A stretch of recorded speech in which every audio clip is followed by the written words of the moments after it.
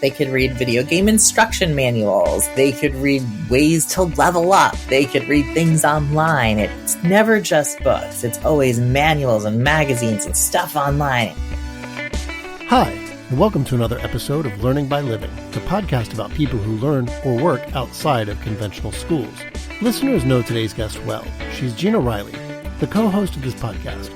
Gina is an educational psychologist and a clinical professor in the Adolescent Special Education Program at CUNY Hunter College. And of course, she has a big interest in unschooling, even having written a book called Unschooling, Learning Beyond the Classroom.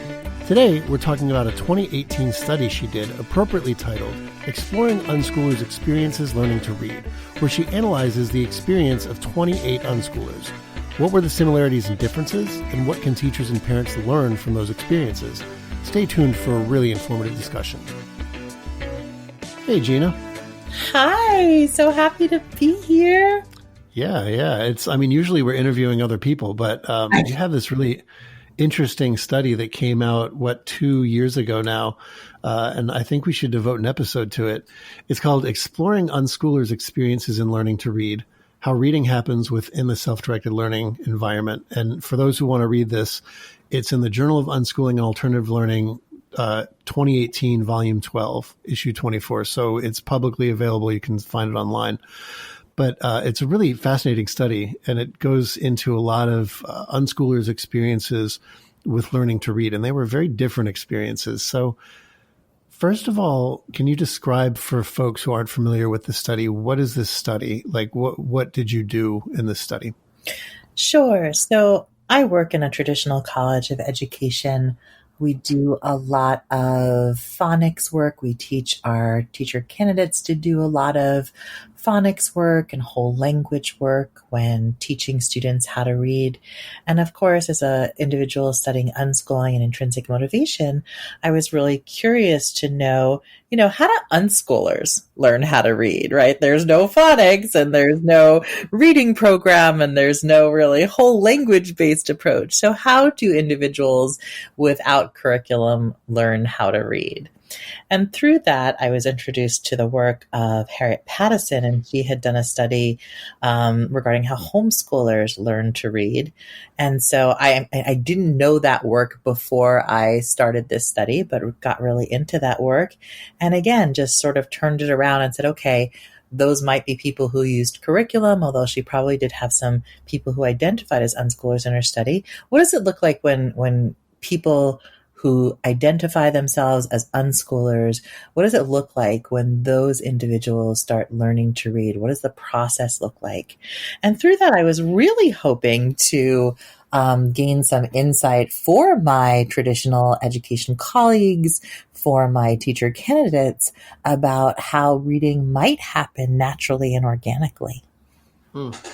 Yeah, and I guess it's really interesting to focus on unschoolers because, like you said, Harriet Pattison's work was about homeschoolers generally. So you had some unschoolers, but also some folks who learned with formal curriculum just at home. And you're interested in how do people who don't have any formal reading program that they're following, how do they learn to read?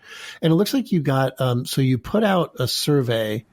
And you put out some announcements to unschooling communities and stuff, please help me with the survey, fill this out. And I think you said the article, you got 28 responses. Yeah, it's hard. So it's hard to find participants in research on unschooling. There is a whole bunch of reasons why.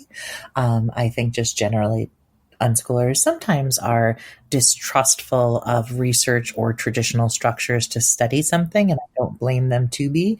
I hope I align myself as a more trustful person within the unschooling community based on prior works. But yeah, it's always hard to find participants. I was so happy to find 28. Do you think that they're suspicious because they feel like researchers will turn this into some sort of program? And theory, or why do you think they're so distrustful or potentially distrustful? That's a really great question. I think it's, unschoolers have always done things differently. And I think the fear is that here's this person that comes from a traditional school of education studying the process. And, what's she going to come out with? What is she going to look at? So I think part of it is just like well, what's going to come out of this? And how is she going to portray what we're doing? Things like that. And I think that that's normal. And I mean, I've done it myself as an unschooling parent, looking at other people's research and saying, okay, I'll share, but how is this research going to be illustrated toward others? Right. Right. Yeah. And we'll definitely talk about that, because you alluded to like wanting to find out if any of this stuff that you found could translate into like teaching your future teachers. So let's talk first about some of the results that you got. What results did you get, especially that either really didn't surprise you, like, oh, okay, that's what I thought would happen, or maybe really did surprise you? Yeah. I mean, I don't think I got results that surprised me so much, having done the 232 family unschooling study with Peter Gray and having done the young adult studies with Peter Gray. However, we got very specific stories about reading, and that's exactly what I was looking for. Very specific stories about how unschoolers learn to read. Interestingly, there's a great spectrum in terms of the term unschooling. So some unschoolers, are more relaxed homeschoolers and might use some curriculum. Some unschoolers are more radical unschoolers and may not. This terminology is all quite new. Prior to this, people just considered themselves homeschoolers who maybe did something different.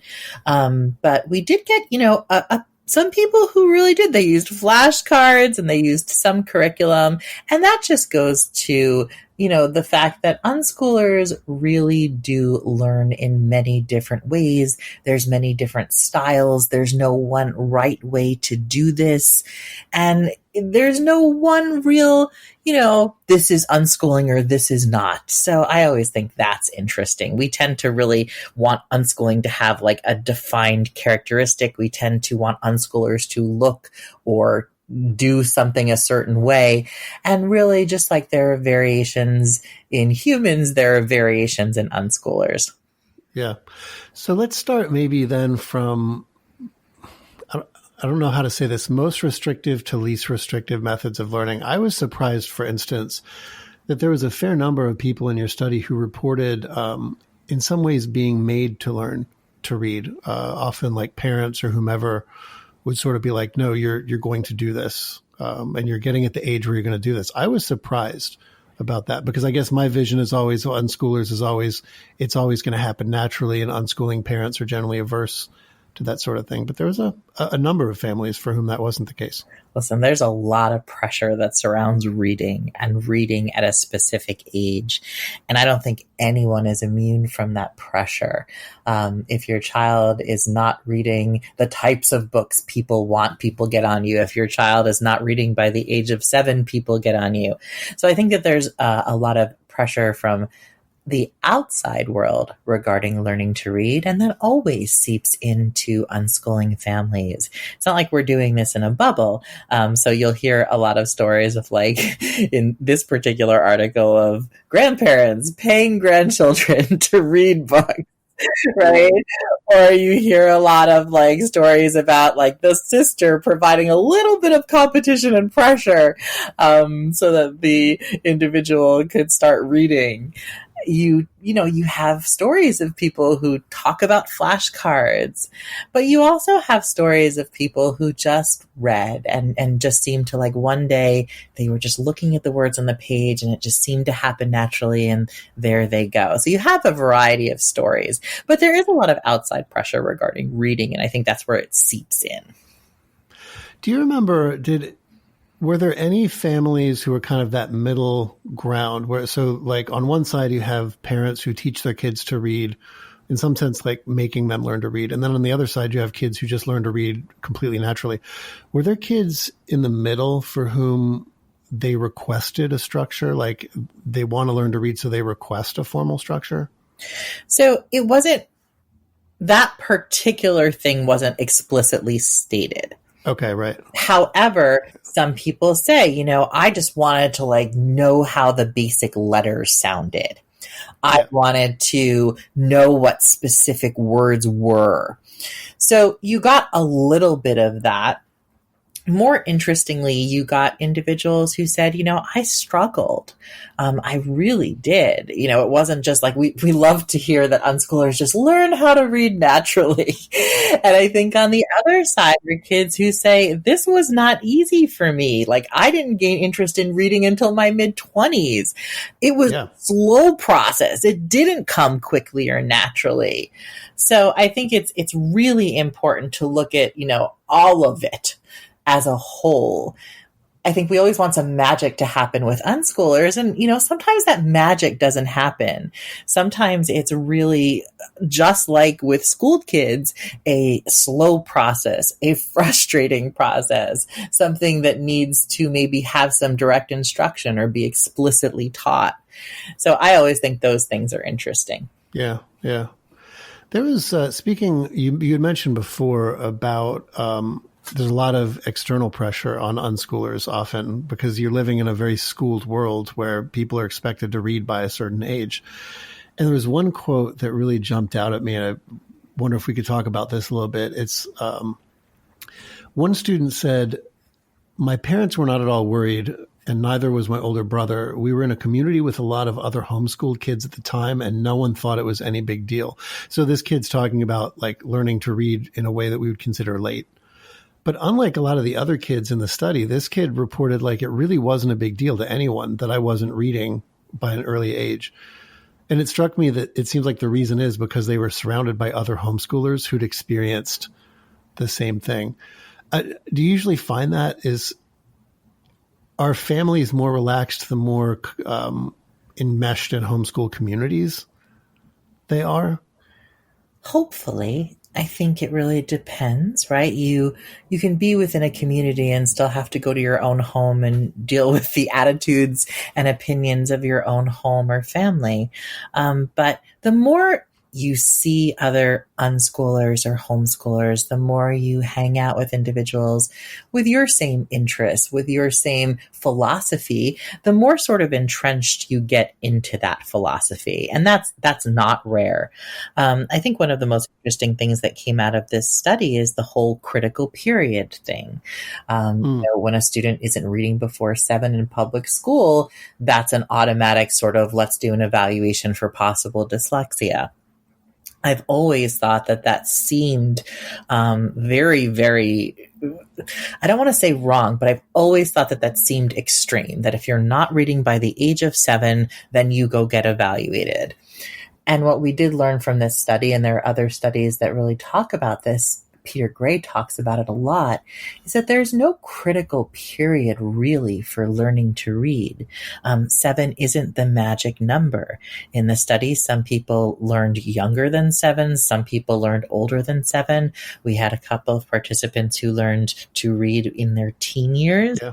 And so that critical period does need to be further discussed. It was a really interesting finding that I am always surprised at.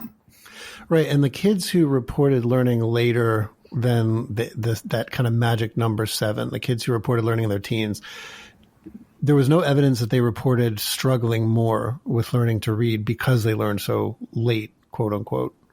I wouldn't say that. I think that the kids who learned later struggled with a lot of things. You get isolated quotes in this study, and what you get from reading their full interviews is, there was pressure from the outside to read. There was like this sort of, there's always this sort of like, well, why can't I read like others? There's the mother who will like read everything when they're traveling, just to make sure.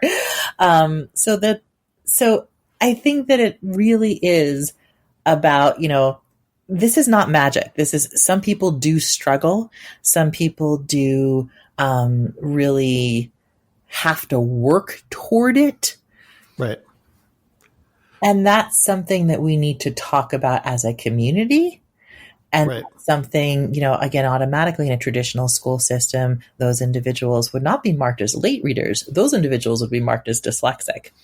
So it is important to discuss discrepancies in critical age to read and reading as a whole.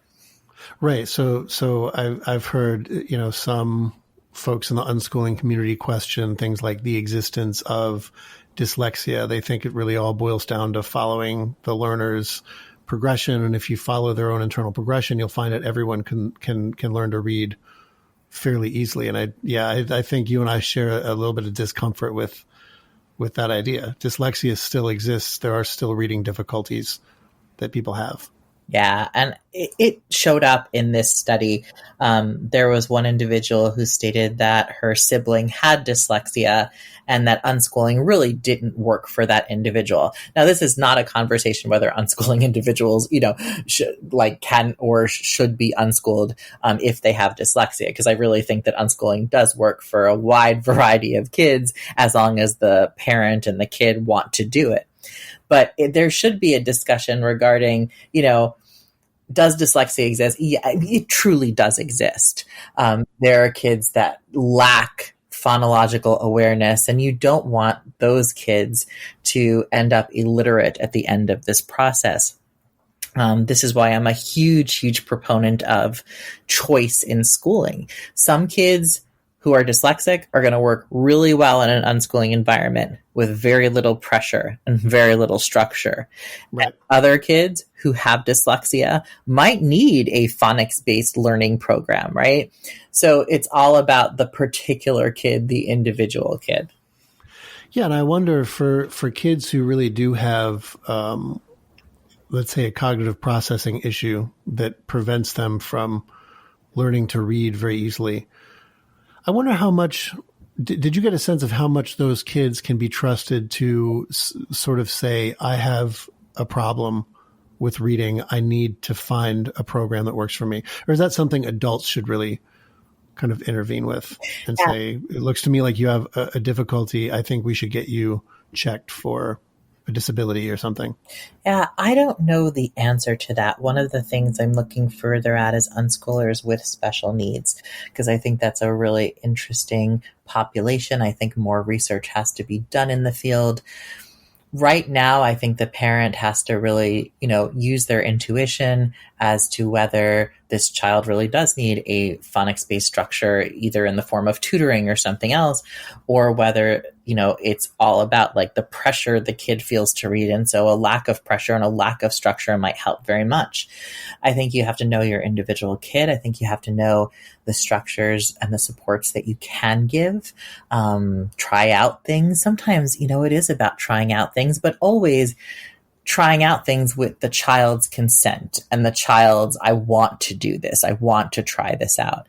I think that's the important part of this unschooling structure, that it's really the child's choice, the child's motivation. If a child comes up to you and says, listen, I'm having trouble reading and I feel like I need more help, then would getting more help be a good thing? Yes, because that's a child's choice. Right. Now, well, let's talk about motivation then, because you mentioned, the beauty of unschooling is that it leaves a lot up to the child's individual motivation. So what did you find out in terms of what motivates kids to read? Does unschooling produce kids who are just end up being more motivated to read because it's more intrinsic interest? What were your findings in terms of interest and motivation? Yeah. So here's what the people who reported loved. They loved the fact that they could read anything that they wanted. They didn't have to stick to grade or subject level structures. They didn't have to stick to books that were too hard or too easy for them. They could read anything they wanted. And that in turn created this wonderful sort of intrinsic motivation. The world is my oyster. I have, my books and I can read any of those that I want and no one can tell me that I can't read it. So that's a big thing.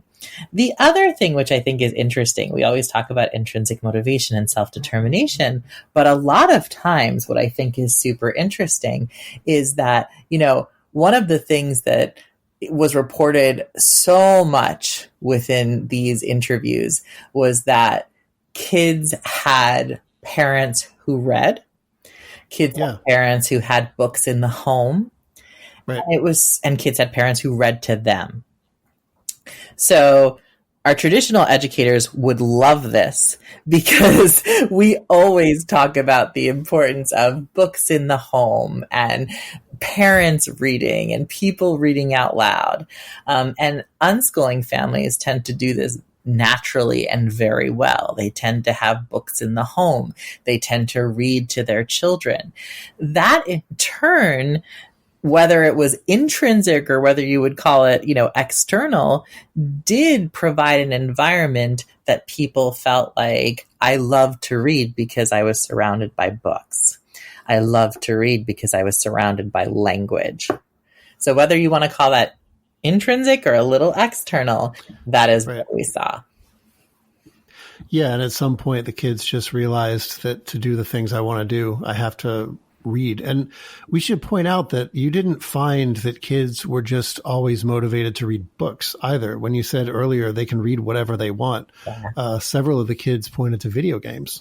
Yep, they could read video game instruction manuals. They could read ways to level up. They could read things online. It's never just books. It's always manuals and magazines and stuff online and signage and directions. It is everything. We always said how important reading the back of the cereal box is, and we always joke about it, but reading the back of the cereal box is interesting and important. So we saw that stuff all over the place in this study. It's one thing that always kind of bugs me about the way we think about reading in school, or at least the way we talk about it, especially I'm also in a college of education. And we always talk about it as we want kids to grow up to be lifelong readers. And what that means is that they'll sit down and read novels and short stories and things. And certainly no offense to readers out there. I'm a big reader myself. Not many people do that in our culture. Even adults do that. So it always is interesting to me that we're so hung up on the idea that books are what you should be reading. It's the path to reading. And that's really what counts. Yeah. And interestingly, I asked the question, what type of reader do you consider yourself to be now? Right. And a little about 50% of unschoolers considered themselves to be avid readers. About 25% considered themselves to be occasional readers. But I didn't really define, is an avid reader someone who sits and reads novels all day, right? What's the definition there? You were reading all the time. And so reading it's extended. I keep saying that to my students.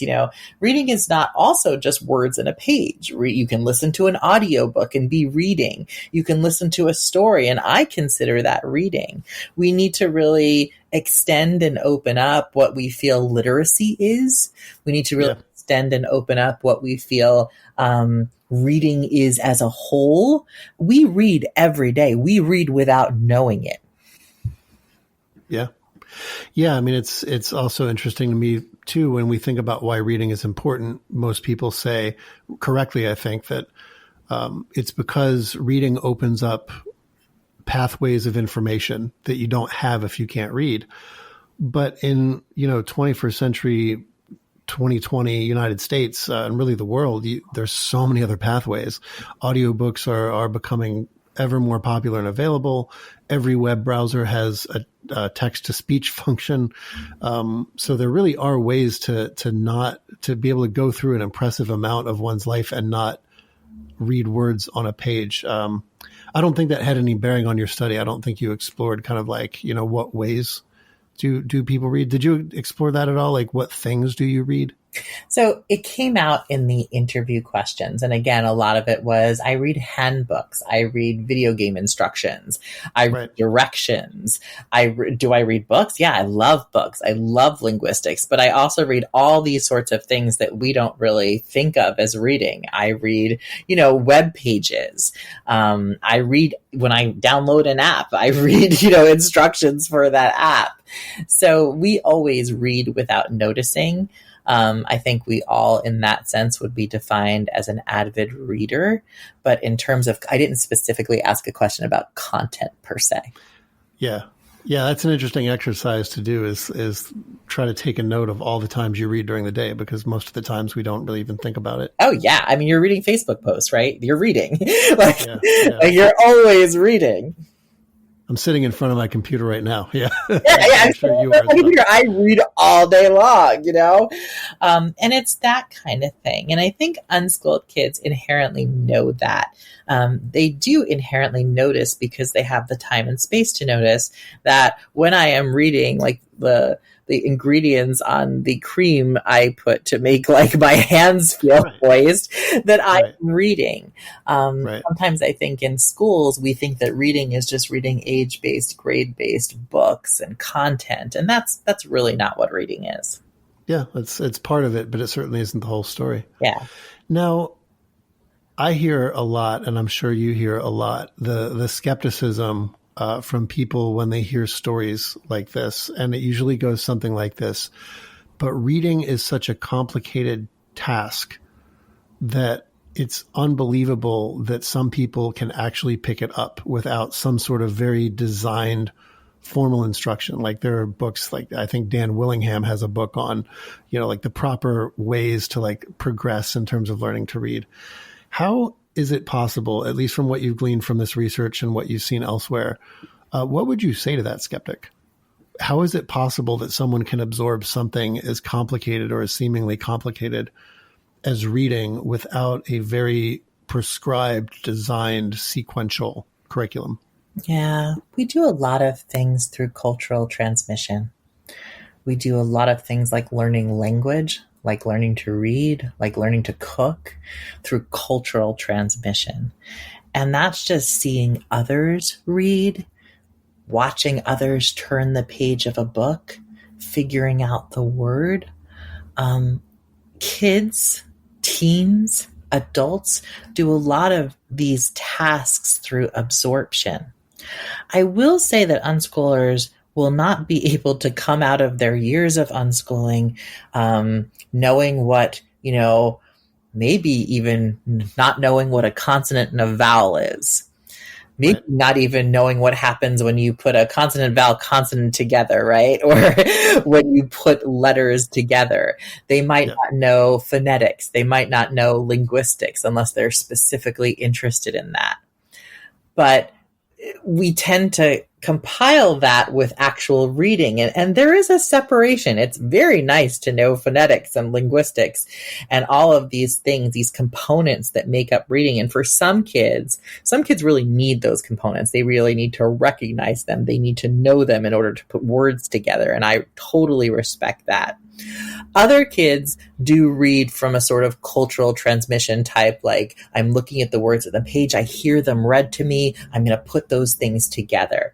So there are many ways to learn to read, and I think that is an important message of this study. It's not all phonics if you're, using a Wilson-based program or an Orton-Gillingham-based program. Again, I love these programs for kids who need them, but it's not all like knowing what a consonant and a vowel is and putting them together and figuring out the sound.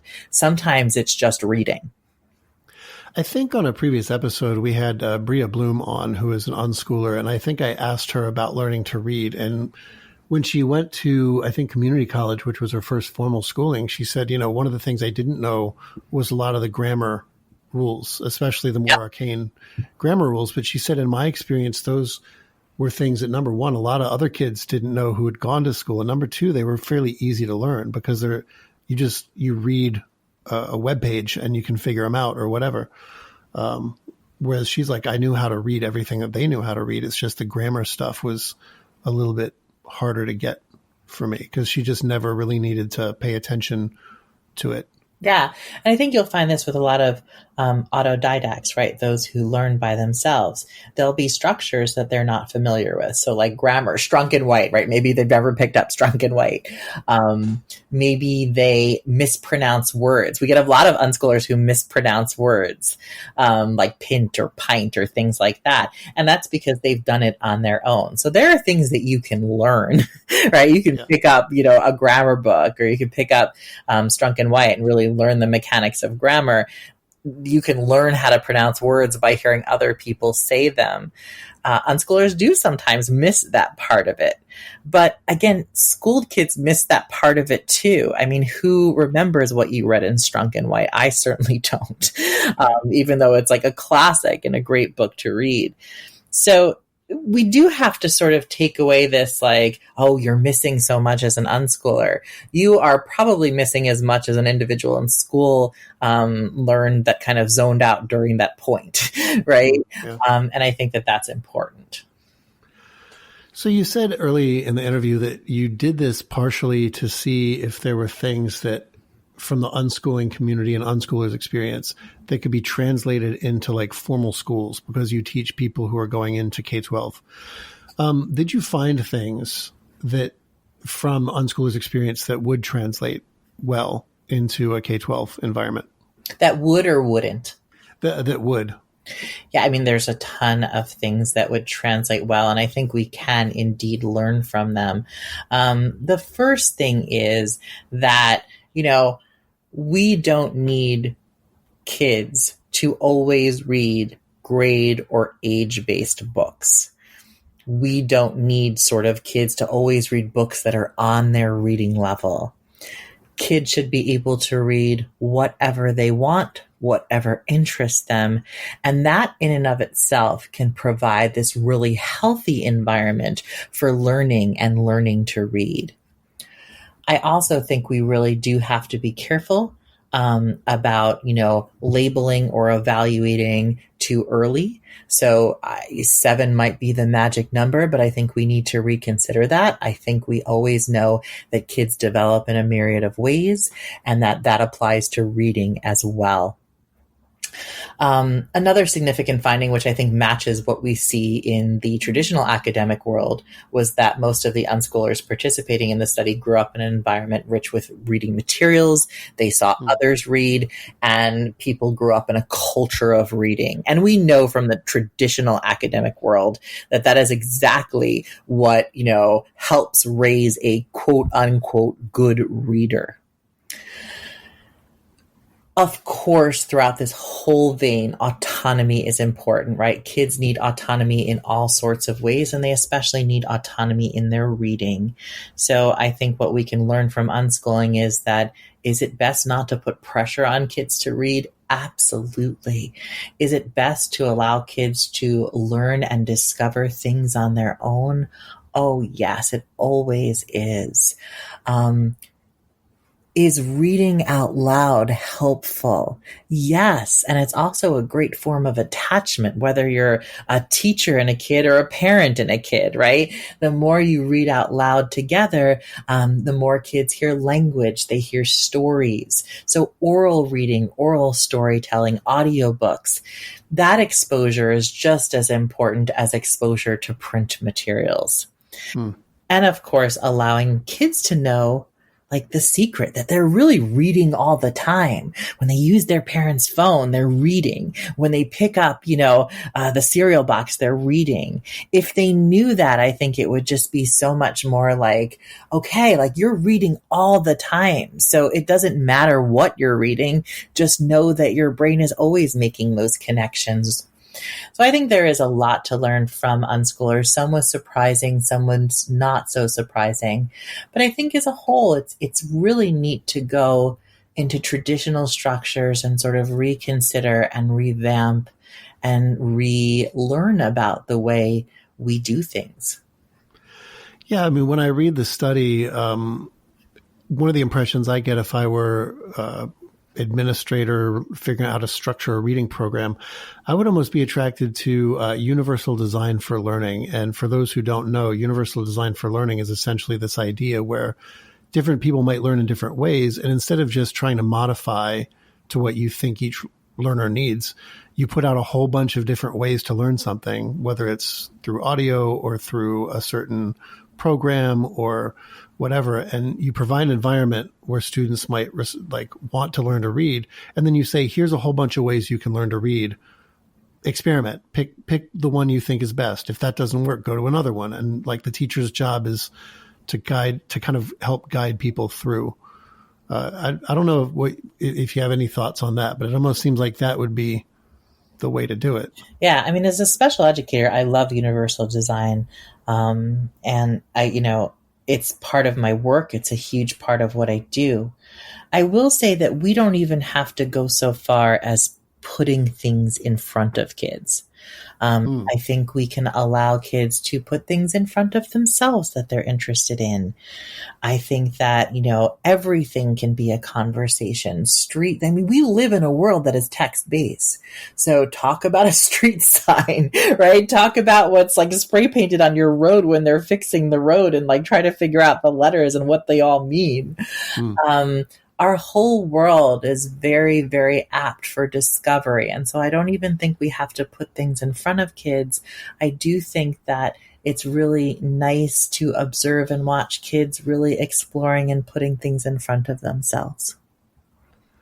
So then last question, we talked about what K-12 environments could learn from unschoolers. What about parents and families who are thinking about unschooling, but reading is one of those concerns of like, if we don't do instruction, I'm going to feel uneasy about this. What lessons does your study have for those parents and families? Yeah, I think it's just all about read to your kid lots. Have your kids watch you read. The more other people see things are enjoyable, the more apt they are to do them themselves. So that theme of a culture of reading really seeps in here. Again, we don't have to put books in front of kids. We don't have to say, wow, it'd be really cool if you read this, right? We don't have to say any of that. If they see us doing something, if we create this culture of reading where we read books to them, where books are discussed, where the newspaper is discussed, where we tell oral stories and utilize some, storytelling that we see in our communities. I mean, those are all just wonderful ways to expose kids to literacy and reading. And we really don't have to do a thing, and it doesn't cost any money at all. Wow. Well, thank you for this, for the interview. If those people want to read the study, again, it's available in the Journal of Unschooling and Alternative Learning. That's available completely online, so you can read the study yourself. It's a really fascinating study, so thanks for talking to us about it. Thanks, Kevin. I always appreciate you.